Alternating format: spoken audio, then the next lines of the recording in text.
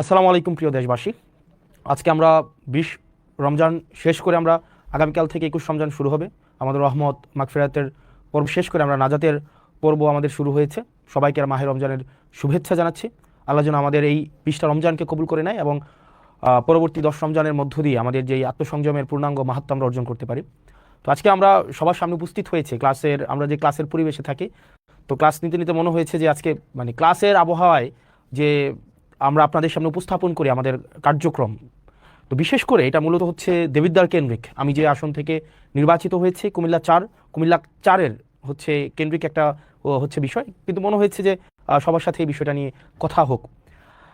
বিষয়টা হচ্ছে যে মানুষ আমাদেরকে অনেক আস্থা নিয়ে নির্বাচিত করেছে, কিন্তু নির্বাচনের পরে মানুষ আসলে আমাদের কাছ থেকে কি ধরনের আমরা তাদেরকে কি ধরনের সেবা দিব, তারা আমাদের কাছ থেকে কি ধরনের সেবা পাবে, অথবা প্রশাসনিক যে কার্যক্রমগুলো চলছে সেই বিষয়গুলো সম্পর্কে মানুষের সম্যক ধারণা থাকে না।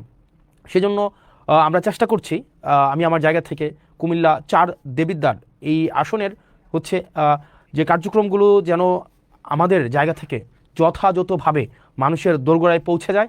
সেজন্য আমরা ডে 1 থেকে এবং আমাদের যতদিন পর্যন্ত মানুষ চাইবে ততদিন পর্যন্ত যেন আমরা স্বচ্ছতার মাধ্যমে, জবাবদিহিতার মাধ্যমে মানুষ যেই লক্ষ্য উদ্দেশ্যে আমাদেরকে নির্বাচিত করেছে তাদের প্রত্যাশা এবং প্রাপ্তির মধ্যে যেন একটা আনুপাতিক আমরা সম্মিলন ঘটাতে পারি।